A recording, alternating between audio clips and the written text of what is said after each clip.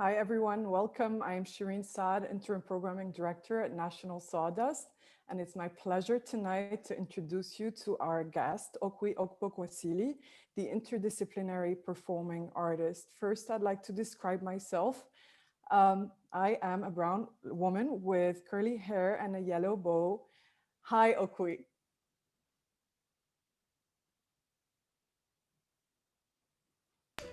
Hi, sorry. Um, I realized I had some lipstick coming off of. So, for all of you who cannot see, there's a little lipstick on my teeth, and I Ooh. am rubbing it off. Um, so, it's so wonderful to be here with you guys.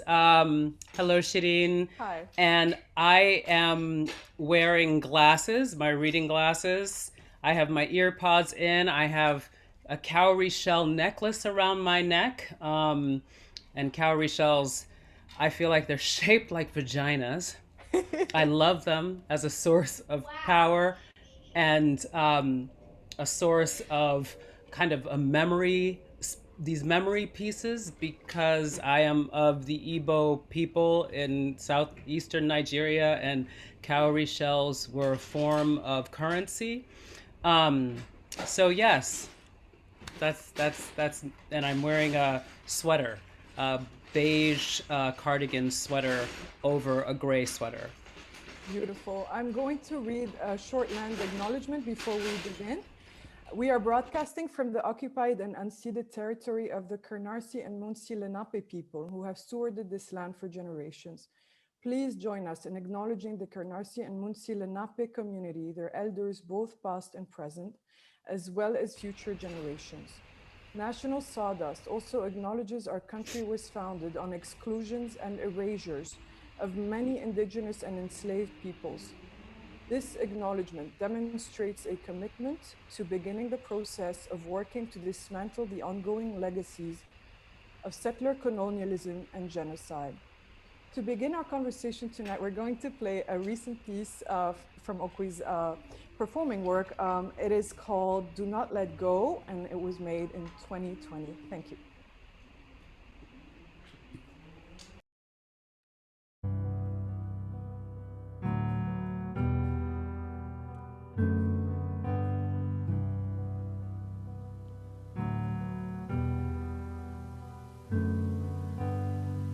I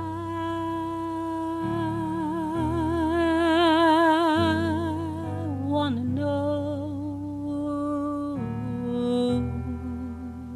who stands beside me when I tell you this house is in ruins, total collapses looming. The storm is surging, the walls are caving in, the river runs cars through what remains of our homes. Now up come the bones, you see, blood is the mortar, the breath of ghosts you will not name. The storm that's left our Don't you house see? in ruins The storm that has left our house in ruins the first has been settler ruined stepped since the foot first settler stepped foot on this land. Set long houses ablaze, sold the first one enslaved, and dared to say they lived in the home of the free when they spilled innocent blood and called it liberty. I want The to wrath know of the who stands beside storm, me of the when cries I of tell those you children this house whose is in blood ruins. echoes of the beaten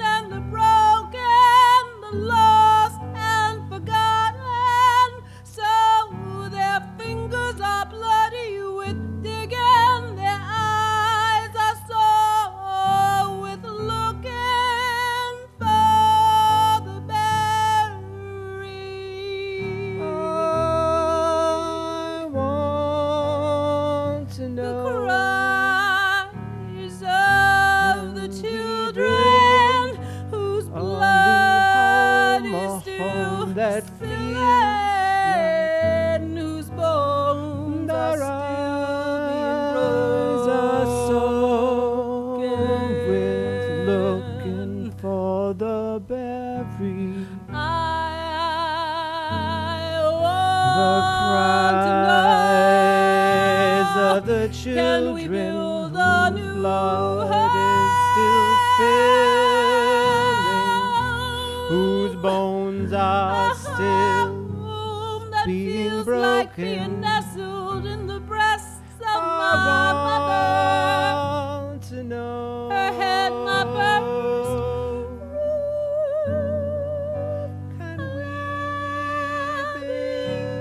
canopy shielding my face.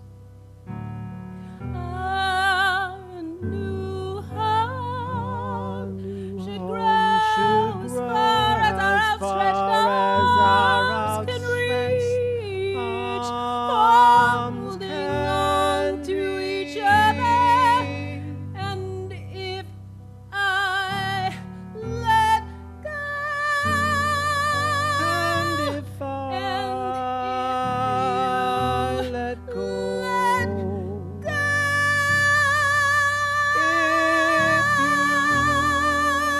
let go,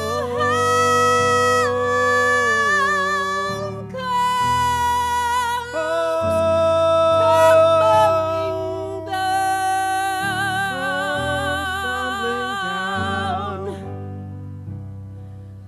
Do not let go. let go. Do not let go. Do not let go. I want to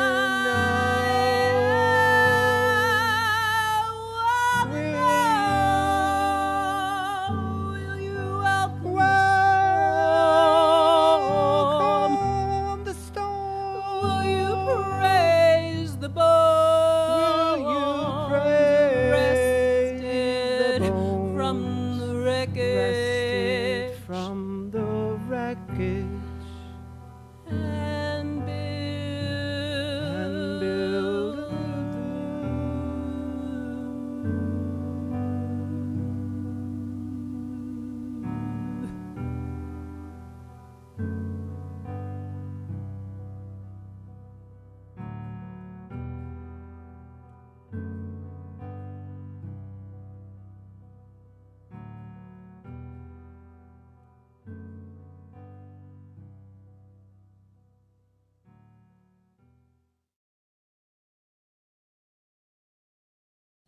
Wow.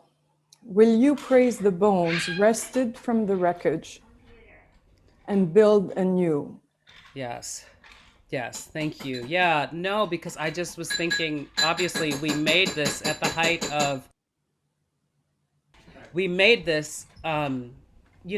was at the height of the pandemic. It was after George Floyd, Breonna Taylor, Ahmaud Arbery, just the kind of way in which I felt the country was trying to reckon with not just the violence of the pandemic and how that was, impacting all of the people that have been impacted by a kind of colonial settler violence, by the violence of capitalism and inequity and injustice. The impact of the coronavirus was another kind of violence or another kind of opening up to what the violence that had been happening to these communities. But then to see the actual state violence that continued, the violence on the bodies, the ways that we just continued to, demean other, uh, in some ways, especially like this week where we're seeing the George Floyd verdict. It's just denying the humanity, the right to life of brown and black people, right? Um, and so I just felt like, okay, things are kind of crashing down. But if we can acknowledge that damage and that ongoing violence, if we can acknowledge it, say it's happening and start to shift, maybe we can build something new. And I just feel like that's a call that's still continuing. Yeah, there's a lot of sort of sadness in this piece, but also there's this lightness, this sense of, and it's your body, your voice. It's also your home. So you collaborated with Peter Bourne, your husband, on this piece, but it's very much your body, basically enacting a certain idea of history and liberation. Right. Well, is there, we're doing it on the roof because the pandemic really, we don't have a studio, right? Or it's closed and delimited our ability to work with others, to go out into spaces, meet in the normal studio spaces where we collaborate with others. And so it was on the roof, and there's a simple drawing program, editing program, where it is kind of like you can make the space of the bodies, right? You can draw, so you can kind of have a ghost presence. So when I'm moving, I can think about if, how to swing it, where the arm can swing. And then if it goes somewhere, it actually might meet the ghost that moment in the past, right? And so there's something about, for me, the song, which is about contending with the ghosts of the past and the violence of the past. But, and the idea that that past is also living within you. Yes. And then, but how to meet it, that past, and move on. And then also maybe it also suggests, maybe it's also another body. There's a sense of just reaching out to others. The fact that we, need each other to move on. So I feel like it's both a sense of a kind of a dance with the past, a ghost coming out of you, the thing that has made you, the people that have come before you, and then also the possibility of reaching out to a future. So I do feel like all of those things are in play in the song and in the particular movement phrasing that I was using, and also in the way my husband, who was my collaborative partner, was editing it. But he also sings with me, and he laid down the music, or I created the lyrics and the music to kind of the sound score that he made. So yes, the whole thing is a sense of, it's collaboration. It's so much about reaching out, reaching towards, as well as digging within. So it's a solo, but it's not a solo at all. No. It's sort of a collaborative poem in a way. That's right. I hope so. And of course, I mean, the prompt for it, excuse me, my nose is running and I can't even find a tissue paper.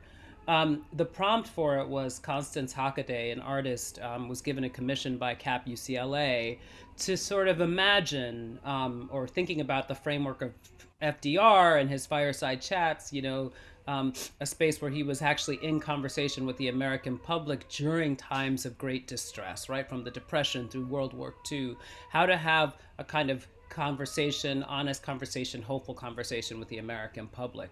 And Constance Hockaday really wanted to consider or imagine what happens if the artist had that kind of position or platform. What is the conversation that the artist would engage with the American public or the public at large? I mean, I shouldn't even say America, right? Because right now we can speak to each other from all over the globe if you have access to broadband. And I think it was definitely an interesting kind of problem in one way, because I think Roosevelt was quite hopeful, right, about the American project. And some of us aren't necessarily feeling hopeful about the American project. And some of us, or at least me, I do. I think that some of it has to be dismantled in a deep, deep way. And so I'm not necessarily interested in a message of hope, but I'm interested in a message of interrogation, how to get inside and undo. But then at the same time, I guess that interrogation and undoing the violence, if it's hopeful to imagine that there can be an interrogation that will undo that, right? And that's the role of the artist. Maybe, right? I mean, I feel like sometimes there's too much placed on an artist. An artist has to make their work, right? An artist can I think I was in conversation with someone the other day, and they said maybe an artist can kind of point you to something, help you look at something, but an artist has a particular practice and interrogation that they have to do. And an artist shouldn't take the space of folks who are 24/7 working on this project that is social justice, that is working through the law, working to change and shape law to extend and expand the franchise for as many people that want it, so there's like that is some deep work that's happening, and artists shouldn't be asked to do that work, you know what I mean? So it's a heavy burden to carry. That's right, it's a heavy, but I still think that artists, like, we are here in the world, we are part of the community, and some of us have been stopped and harassed by the police. Some of us are living in neighborhoods that are suffering from gun violence. Some of us are being, pushed out of our homes because of gentrification. A lot of us, especially during this pandemic time, are trying to find a way to stitch a life together. You're living in a city that is increasingly, or has been, really difficult to live in, if you are not, a wealthy person. So an artist, of course, can make things from their experience, or looking at experience, or deeply sensing and trying to awake sensation in others around experience, but they have to follow where their practice leads them, is how I feel, right? I feel like the beauty of being an artist is obviously everybody has to figure out their own framework, right? Yes. What is the work that each artist has to do, and where do they want to do it, and who do they want to share it with, and but I do think artists have to find liberated spaces, right? Sometimes they have to be free of agendas, you know what I mean? Like, yeah. And for you, I just want to contradict myself. Oh, you can totally do that. No, but I feel like I don't, it's like, how does an artist not become a propaganda, a machine for propaganda, a tool for propaganda, but at the same time, how does can an artist kind of keep posing something different, imagining something different than the way society operates? Can we imagine a world that isn't violent? Can we imagine a world that is based on care, and that recognizes sort of the gift of our entanglement, the way we need each other and the way we rely on each other, right? Can an artist's work kind of reveal the particular gifts that accrue when we accept how much we need each other, and how much we need touch, and how we are more valuable by human beings, or people, or are more valuable than objects, or we can build relationships with trees and with the world around us in a sustainable and loving and gentle way. I mean, I don't know. I think, like, can artists in some way, create things that are that in some way have some kind of expressive, outlook, experience in these particular truths, I guess. Yeah. So for you, this reflection on the human experience begins with your body, begins with your voice. And that's so fascinating for me. The experience that you go through, that it's sometimes an experience that it's quite extreme, with your body, where you push your body to that point where you're looking for sort of almost like an alternative reality, right? Right.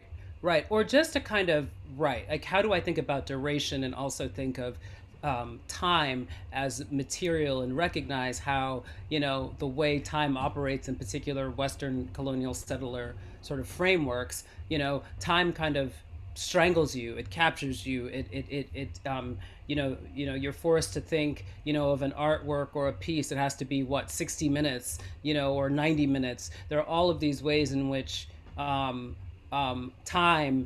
can also do continue to do a particular kind of violence and damage. And I wonder, sometimes I want to push, I want to think of time as material, and I want to push how long we spend with things, right? And I think so duration is a big part of my practice. You know, in a solo piece I did years ago, Bronx Gothic, I spend 30 minutes you know, in something called a quake, right? And the idea is to kind of start to get people attuned to the space that we're in together, but also trying to get my body to loosen, to shake off all of the things that, you know, might be barriers between myself and the people there, right? Can I shake loose? Can I shake loose, you know, all of the masks or the layers of skin that create a persona that I might use to protect myself, and can I become completely unprotected? And then in the same space, can folks who are watching, if they start to give up, if they let go of the fact that, okay, it's 10 minutes and she's still shaking, it's 15 minutes, if they can let go of that and then have to be there eventually with me, can we meet? Can we meet at that space where I'm most vulnerable and they have exhausted their own exhaustion, right? They just are here. And what's the potential? And I feel like using time as part of a tool, or time is an effective tool for me in that. And also the time it takes to look at someone and to really see. You know, I think we're used to, we kind of like look, make a quick judgment, look again, make a quick judgment. And maybe that's also another thing, right? I can claim as an artist, I'm not interested in quick judgments. I want to take time and spend time with many things. And so I'm trying to, you know, my partner and I, we try to make spaces where we can all spend, we're going to spend that time, and we're going to see each other as much as possible. We're going to look. So, yeah. And there's an element of improvisation that's quite important for you, correct? Sometimes but I think Shirine, you're right. I try to make frameworks, containers. Like the quake was my idea of kind of, you know, for this solo piece I did was thinking about the twerk, you know, and imagining if a twerk could go terribly wrong, if you could sustain a twerk for 30 minutes and it goes terribly wrong. Like now we know some people can really twerk. We have famous, beautiful twerkers, and you know, they get down low, they squat, the butt goes, the hips go, and it just feels like, you know, it's this incredible, it's an incredible reverberation, and it feels, you know, quite sexy. And but what if it goes beyond sexy and it's like, oh, the twerk isn't just about, it's not about creating desire, but actually somebody is possessed and something is in them, right? So I'm always thinking of like, how can I get to a point where something wants to break out of my own body? Again, it's so not only do I want to kind of break the sense of what we're looking at, like, oh, I think I know what this is, but then I want to be like, okay, maybe the twerk went from being sexy to being like, there is another creature living within me and it has to come out. Who is that, right? Is it my ancestor? Are they my ancestors? Are they gods? Is it a little child, right? I mean, it's crazy. But I just feel like I'm opened up to multiple parts and pasts of myself. I'm trying to open up a portal almost, right? In taking that kind of time. And so, of course, some improvisation is a part of it, but it's, right, it's scored. Sorry, go ahead, Shirine. It's great. What happens when you open up that portal and the audience is witnessing that? Because now your pieces are captured on video, but pre-COVID, most of them were happening in real spaces. And I'm really interested as well in the idea of broken space that you explore. Yeah. I mean, I feel like a broken space, you're saying? Yeah, broken space in time. Yeah, or at least breaking our relationship to space and time. But I also like this idea of broken because I feel like, yes, when I say something bursts out of me, right, there's a sense of rupture. And I do think the ruptured space is actually a really productive space. But it's true that I haven't figured out how in video to do that thing that I feel is very specific to sharing space with someone, which is like creating an energetic field by staying, by insisting almost on no time, right? So if I stay in a particular gesture for that 30 minutes, or I'm singing a song. There's another project I have that's right at the new museum right now, and I'll sing a song for 50 minutes, right? So much so that it's like I think I was talking to you earlier that I was singing the song and I couldn't swallow because I would choke. So I was actually, the saliva, I was just letting it drip out of my mouth. There is something about sharing space and time with someone. There's something about the energy and the electricity of flesh, and then a voice in the room with somebody. The timbre. There's just it feels like it's skin is so porous and permeable, right? So that sound enters, the sort of energy of watching someone do a movement that doesn't stop, There is a charge, a wave, I feel like, that reaches you. Like, you might cut it off or whatever. I'm not going to talk about what your experience might be. But I mean, that can be it's quite exciting. It's like, it's everything to me. If you can create a charged space where I don't determine what you're going to feel, but I open up the possibility of feeling and a mutuality of feeling. Yeah, it's incredible to try to exist in that space, or to try to hold and to try to hold that space with folks. But then you also realize it's like the gift of people being there with you. They're with you, holding it with you in some way, right? So I guess I'm actually I'm almost asking for help, you know? I'm saying, you're here with me. I'm not the only person sustaining this room. You're sustaining it with me. Again, there's that acknowledgement of our entanglement, and I can't exist, and this experience can't exist without you. I can't do it by myself. And so this rupture that is both an opening, again, and a possibility, to go there is also it's joy to me, even however exhausting in some ways, but it's joy in a way. It's joy.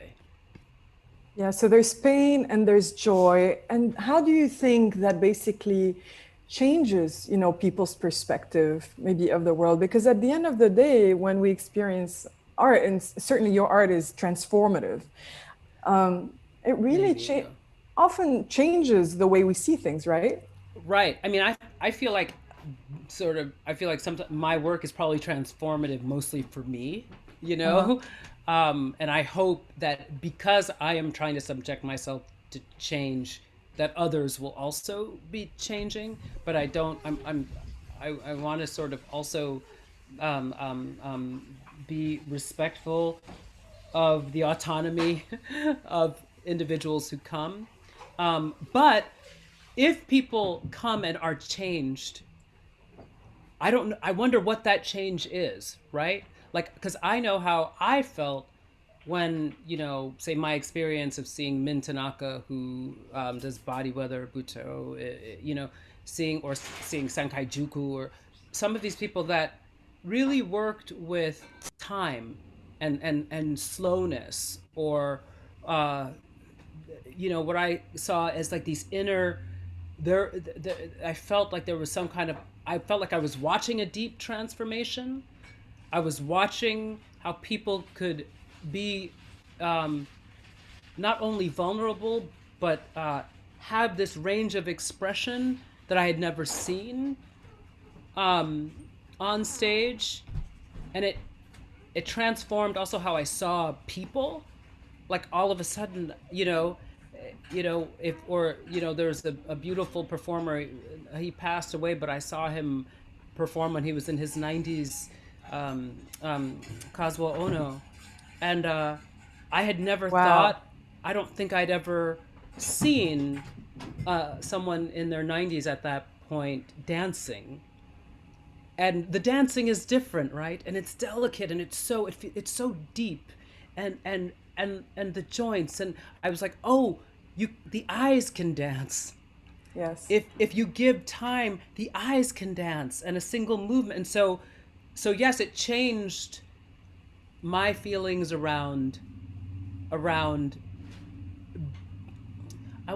beauty is such a problematic word, right? But it changed my feelings around what I want to be.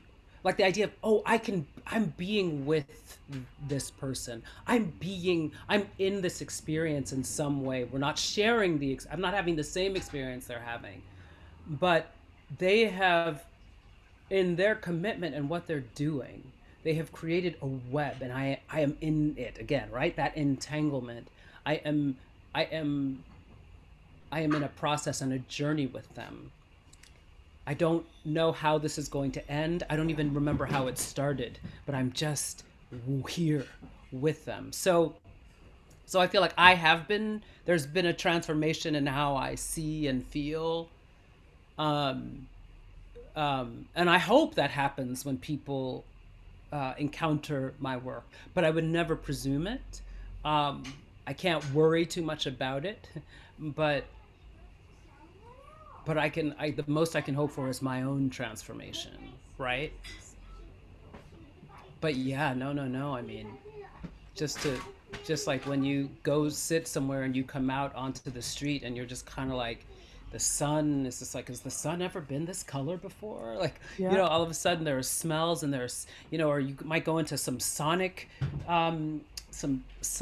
experiences, or the first time you might listen to Alice Coltrane or later John Coltrane. Yeah. And then all of a sudden you're on a train and you can hear, you feel like, oh, that sound of the train running on the tracks. You feel like all of a sudden, like, it feels like someone has just composed a song, right? Yeah. And to think You hear the about, rhythm. The rhythm. yes, you hear the everywhere. rhythm. That's right. And there's rhythm and composition everywhere. And what are some of the artists that can make you sort of like understand that? And they point you to that, or they take little pieces of it and they use it. And so everywhere you go, you hear that thing that the artist attuned you to. You hear it wherever you go, and if any piece of it is there, you'll never stop hearing it. Like a particular kind of drone or ohm, or the first time you hear, I don't know if it's throat singing or that singing where people it's like they're singing multiple notes or two notes or duotone or something. They're singing two notes at a time. It's like once you hear it once, you'll always hear it whenever it's there. Or, you know what I mean? Like, so perhaps that's also transforming. Yeah. And that's a gift. Yes, it is. Right? Okwui, I'm really curious Yes, about dear. your early influences and the ways in which your vocabulary was shaped early on. So you were born in New York, you grew up Born here. in the Bronx. Yes.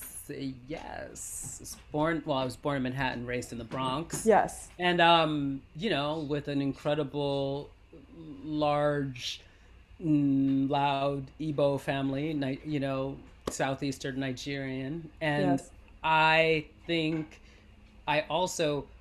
we were in a neighborhood that was filled with people from all over the world, right? So we can talk about from the Dominican Republic to, Vietnam, Cambodia, South Korea, China, Ghana.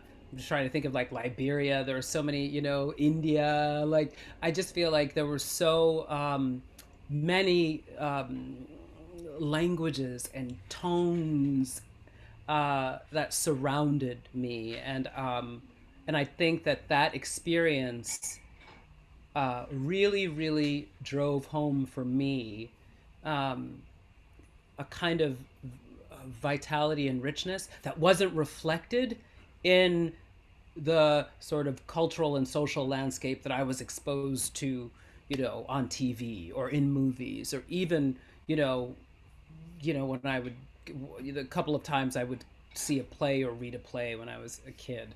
And so I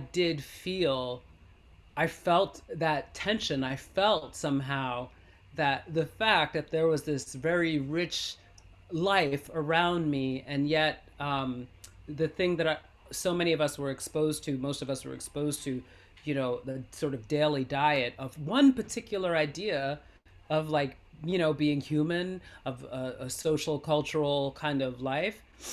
I felt threatened, and I felt that not seeing that richness that I was living in reflected in that particular social cultural milieu, it signified a kind of social death. And at a very early age, I was like, I need to write.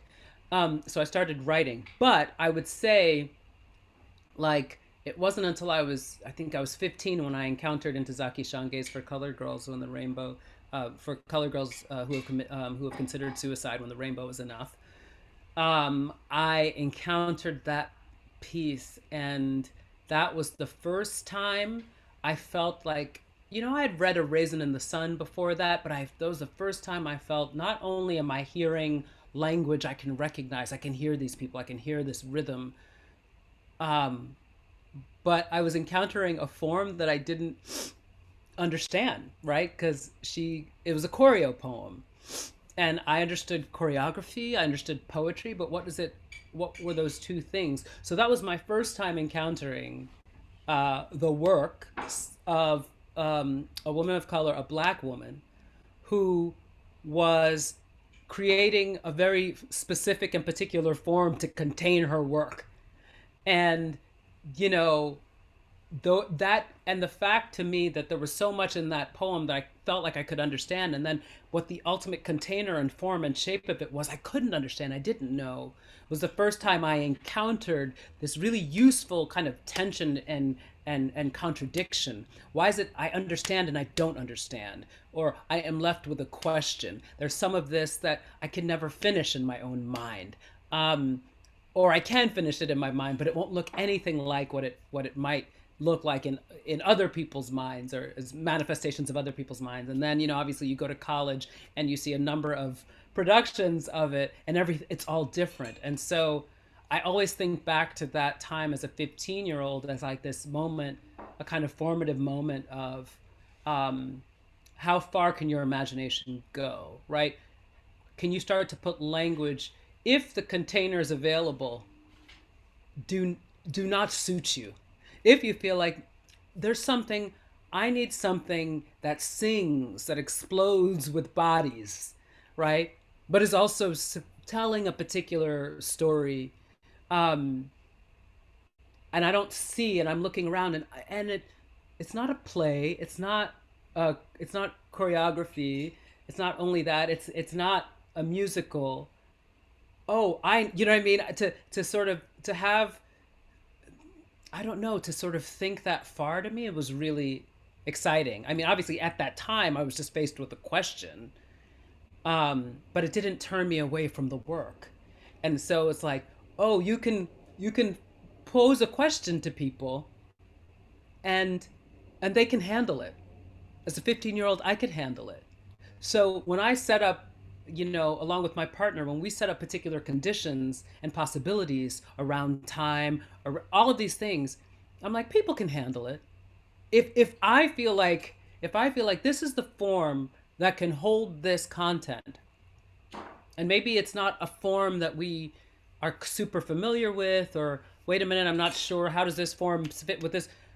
You can sit with the question. It's okay. And, Ntozake Shange, bless her heart, may her soul rest in peace, and on in power forever. She planted the seed in me as a 15-year-old of that lesson. And I was grateful, eventually it was redone at the Public in 2019. And I was very lucky enough, I was very fortunate to play the Lady in Green, which was a character in it who got to say the incredible monologue of, somebody almost walked off with all of my stuff, which also is a monologue that's like, understand what you have or what you can bring. You Yes. can give it. You can give it, but know when it's being taken, right? Know when you have lost it. Know when you have let it go. Know when you have forgotten the value of it. So it was just also a wonderful thing to have encountered this particular gift that she gave me of this question, and then to be able to do this monologue that was itself in some way a sense of understand your gift, understand, try to understand that, right? What you have, right? Go, sorry. So as a 15-year-old, you understood your gift and you understood that you wanted to be an artist, but you didn't want to be bound by disciplines. No, I didn't know as a 15-year-old Right. that I didn't want to be, I knew that I wanted to be an artist. Yes. I thought I wanted to be a playwright is what I thought I wanted to be only, right? Um, and so I don't, you know, it's funny. And I used to always write plays and I would throw them away because I'd be like, that's shit. That's blah, blah, blah. So it was very hard on myself. But so I didn't know what the form would take. I'm just saying as a 15-year-old to be given this particular text that was both something deeply known and then something unknown, right? Like I hope in my work there are questions that are left, that I don't finish the ideas for everybody, that I start ideas, Yes. so that they can continue and continue, right? And so as a 15-year-old, I didn't know as a 15-year-old that it was a gift. I just knew it was a question. It didn't turn me away from the work. It made me go to the work over and over again, right? So I didn't realize until later how valuable it was to be faced with a question that makes you return again and again and again to something. And, you know, so I realize that now, but then I was a question. It was love and along with a question. And so I didn't necessarily know that would bring me such like life. You know, I didn't know that at the time when I was 15, but it was only, you know, continuing to study and see more work, you know. Yeah. So And I you feel went like I've to been lucky enough. Yeah, I've been lucky to see incredible work of women of color, you know, from Anna Deavere Smith's monologues and her, you know, the way she enters into communities and does a deep investigation and comes out with poetry. I mean, it's the work that I've done with Ralph Lemon and his explorations and his generosity of practice and rigor. I mean, I just, you know, I feel like, yeah, anyway, I'm sorry. I've been lucky. We're lucky. We're lucky to have your talent. I'm curious about your experience with Japan and Buto, and how that really Yeah. influenced you. But I think, you know, I have to say, so I was in the Body Weather farm, and I don't, you know, it's so interesting because I know that Min Tanaka was a student of Hijikata Tatsumi, who apparently, you know, with Kazuo Ono, they were sort of the initiators, the founders, right, of this thing called Buto. But when I was at this farm, Min Tanaka didn't call it that. But I did go on to Yokohama, and I took workshops with Yoshito Ono, Kazuo Ono's son, who's also actually has passed away. But Kazuo would come visit sometimes, and he danced for us. And I, you know, I just think my experience with that form began here in New York with other artists who had gone to the Body Weather farm.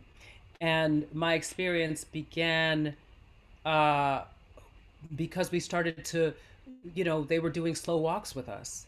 And I just had never, ever thought about slowness and time in the context of performance, right?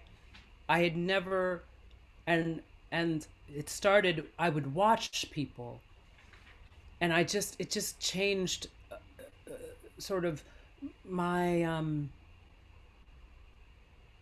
it like did something to the rhythms within my body. It's almost like did something to the the biorhythms. It just, I was like, oh, I'd been going like this, like this, like this, and then there's somebody in front of you just, and if you meet them, you know, there is like it's like, oh, a shift and change in your breath and in your, you know, it's like feels like your heartbeat is slowing. Um, so I have to say that encountering those folks and then going to Japan and doing these practices just it just changed everything about, you know, what I thought the body should be doing. You know, it changed everything about that. And I was like, oh, I've been thinking the body should only do this. I've been looking at like here when there's this much space. Oh no, there's even more space, you know? So I have to say that looking at those forms just expanded my sense of what the body should be doing, and also of what my relationship to a body that I'm watching could be as a, even as an audience member. Um, so no, that was, you know, that was wonderful for me. Um, you know, and it was funny because you know, I grew up in New York. You know, I would never climb a tree. You know, my parents, my family in Nigeria, we have family, they have homes in the village. And I remember when I was really young, I had some cousins, and they climbed a mango tree in the yard of my uncle, and I remember they were just like eating these mangoes, and you can see it's just like dripping out of there. You know, they climb, and I was like, ooh, I would never eat something off of a tree outside. Like I just thought it was like the dirtiest thing ever. Because first of all, there are no mango trees in the Bronx, and but if there was one, would I climb it and eat something off of it? Probably not. So I thought, so that was how, that Why was my not? ethos, because at the time, because I thought that's dirty. That was just my feeling, right? Like, and that's what's so sad, right? Like that you can, and I think that's changing, but my relationship to the ground in the city is not the relationship I have now, and it's not the relationship I would want to cultivate. But when I went to Japan and spent time on the farm, we were like doing duets in the river. We were climbing trees, and people were sending you, you would have a partner, you would climb a tree, somebody would send you prompts, and you would be dancing, and the trunk of the tree would be supporting you, sustaining you. And um and it just also continued to change the way I thought about my relationship just with others and with the world. And I think obviously during the pandemic, as we haven't had people to be with in rehearsals, in the flesh, in that, with that incredible electric flesh energy, we've had to find other ways. And that's what brings you to the roof, right? That's what brings you to the Yeah. fire escape. And that's when you start to try to sort of see, right, can I dance with ghosts, and are those ghosts also the wind? Like what's the force of the wind on the roof, right? All of these things are a part of your are a part of the practice, and a part, and all of these things, you can be in relationship to all of these things. Yeah. So yeah, so that's I think that's the gift maybe that I received from that practice in Japan, that kind of And like opening. yeah.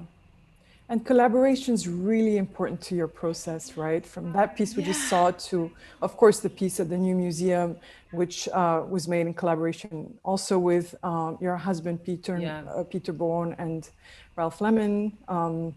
So Yeah. tell us about collaboration. I mean, yeah, I just feel like, I don't know, two is better than one, three is better than two. You know, I'm one of five kids. I like to be in conversation. I like to get into arguments. I like people to, you know, I like for people to persuade me that I'm maybe going in the wrong direction, and I like to sort of, you know, convince them that I'm not. You know, I just feel like it's a beautiful charged space.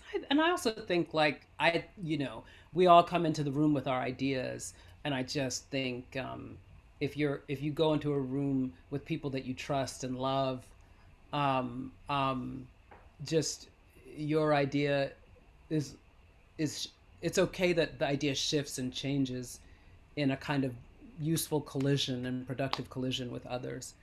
So I like that. I just I find it exciting, and I'm curious and nosy, so I'm like, I like to know what you think. Or if I put this on the ground, if I put this fruit on the ground and this knife, how would you cut it? Would it be a diagonal? Would it be cross? What would you just ignore the knife completely and just take a bite? You know what I mean? Like, what are the ways that you would, meet this problem or meet this question? That's what's Yeah. nice about collaboration to me. So you're sort of deep in your body, but you're also getting out of yourself when you're collaborating. Well, I just feel like you can be deep in your body and with others, right? The only way to Yes. really be with others is to be deep in your own body, if possible, Yep. right? So like I hope, right, for both. I hope for both. Um, but it's going to be interesting to see what happens. When I told you I was in a rehearsal today, I'm working with some people at the Flea on a collaborative project, and um, it was really wonderful to be in a room with them. And at one point, we all started moving, so that's like, And then I've been in Zoom rehearsals, but I haven't been live with these three incredible performers as we create like a sort of as we make this sonic piece. Um, and I can't wait to be with them and sing in space with people. Um, so yeah, I'm ready to go back and feel like the extra what is that really that charge? What is the heightened charge that's going to happen when we can be next to each other again and collide with each other? I'm really looking forward to that. Oh, there's my cat. Umechi, Peter, cat. Cat is on the counter. The cat wants to dance too. Cat heard what was said and just jumped off. It was like, Yeah. caught. I want to collaborate. I know, right? The cat's like, hey, this is a collaboration. How do you get me off of the counter without yelling at me? Yeah. Okay, So so I really want to talk a little bit more about Poor People's TV Room, TV room, which is yeah. yeah, Okay, your here's the piece cat. that Thank hello, you. almost the whole family's here. Yes, that was one cat and one One child. cat. Umechi, yes. Beautiful. But Poor People's TV Room solo, Yeah. at the new museum. At the new museum, which is such a groundbreaking show and so timely, as we witness the trial of Derek Chauvin, the very unfortunate situation we're in this country, and obviously the response to Black Lives Matter, the Black Lives Matter movement, and grief, the idea of grief. And Okwui and Wazor had a really powerful vision with this show. Yes. Like grief and grievance, art and mourning in America. Yeah. I mean, I'm so deeply, yes, it's so deeply moving, and I'm to be a part of it. I definitely think my piece is, it came out of a moment as I was reflecting on women's movements in Nigeria, Yes. women's movements women's movements against colonialism, and I was considering that at the moment where Black Lives Matter, that movement was heightening, and also the Chibok schoolgirls were killed. But I was just seeing, I felt like a sense of like the global, there's like a global movement of women under duress who have collectively come together to liberate themselves, right?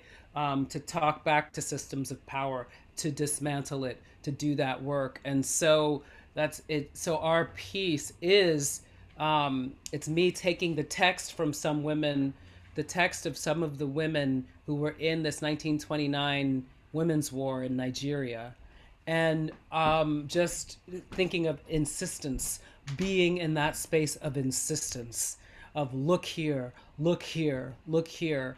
But then also privately, right, in that space of insistence and ongoing, and there's something too about these movements, and you think about the way the Black Lives Matter movement, all these women, these people are just going, they're not stopping.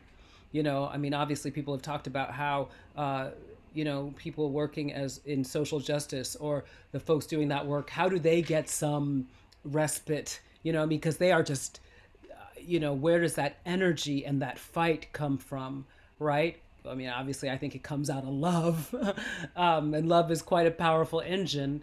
But so in the spirit of this ongoing, this insistence, we are here, we demand this, we demand this, we demand to be seen, we demand that you acknowledge what you've done to our bodies, we demand that you acknowledge the harm, we demand that you now change it. In some ways, I feel like this is what the song is, and that's that durational practice of that song. And also I'm trying to open up. I'm like, can I reach these women somewhere? Is there some, is it like, if I stay in this for this long, can I freaking open up a blood call back to these women's, back to this past? And again, there is a part of the video we've made is this movement, again, this kind of drawing and editing where there's like almost like a ghost presence, but then there's a moving raffia sculpture inside of it. The raffia also a kind of nod to the masquerade, this idea like those particular figures that also house or are take the house a kind of sort of space to reach ancestors, another portal to ancestors. So there's this constant in some way in that piece also trying to reach, trying to open, trying to, even as you move forward, call back, call for help, call for support. So that piece is this. And then of course there's also video that's was made. This is Peter's video that is both a kind of, it is it's a collage. I don't know if I'd say a collage, but there's a burning home, but there are also very sort of attenuated images, and also focused, zoomed in images from Nollywood films, right? This form that is kind of, I think Nigerian people sort of speaking to themselves and each other culturally, as well as video from my ancestral village, my home village in Nigeria, that's happening during something called the Ofala Festival, which is where people are inducted into the Society of Elders. And my dad was being inducted into a Society of Elders, and my mother was being made a chief.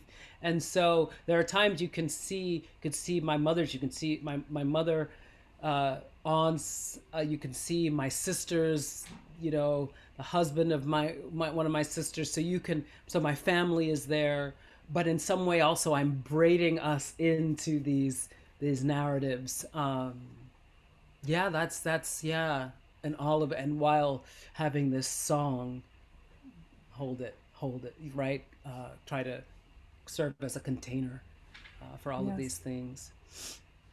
Well, unfortunately, this conversation will end now, but only temporarily. It's an ongoing conversation. Okwui, of course, thank you so much for your insights and for your generosity and for your love tonight. We're really grateful to have you.